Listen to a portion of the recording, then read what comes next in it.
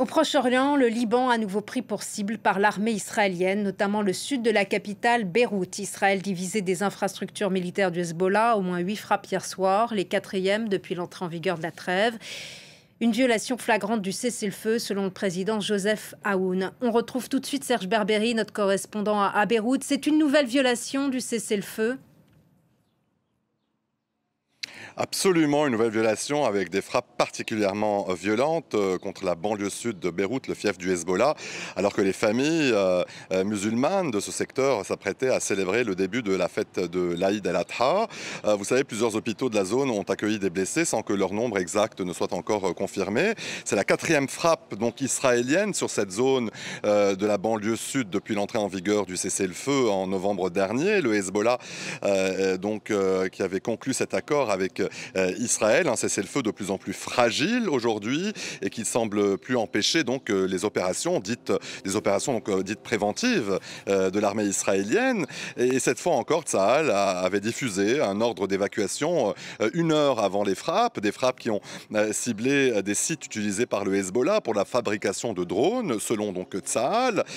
Cette escalade est aussi politique, il faut le souligner. Israël durcit son discours et accentue sa pression sur le Liban pour que le Beyrouth engage ce processus concret du désarmement du Hezbollah. Et dans ce contexte, vous savez, les dernières frappes apparaissent comme non seulement une réponse sécuritaire, mais aussi un message adressé à la classe politique libanaise. Et justement, sur le plan politique, ça ne peut que renforcer le Hezbollah. C'est un risque réel, effectivement, car vous savez, à chaque nouvelle frappe israélienne sur ces zones civiles, vous savez, ces frappes alimentent encore un peu plus le sentiment d'injustice et aussi renforcent donc dans une partie de la population libanaise l'idée que le Hezbollah reste une force de dissuasion face aux violations israéliennes et aussi que le gouvernement libanais est incapable d'empêcher ce genre de frappes. Des frappes qui se poursuivent donc quasi quotidiennement, non seulement dans le sud du Liban, vous l'avez mentionné un peu plus tôt, mais aussi dans d'autres zones comme le sud du Liban et la Beka à la frontière libano-syrienne.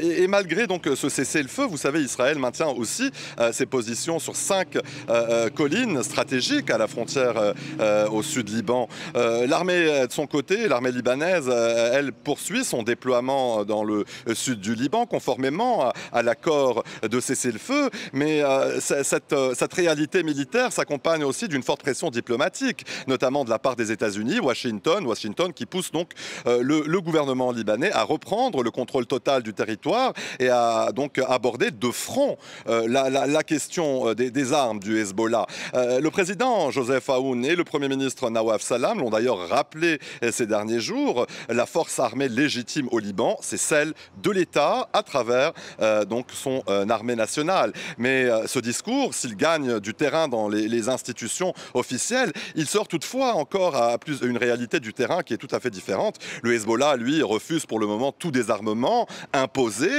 Il réclame un dialogue plus large sur la stratégie de défense nationale du Liban et conditionne donc toute évolution à un retrait complet de l'armée israélienne du territoire libanais.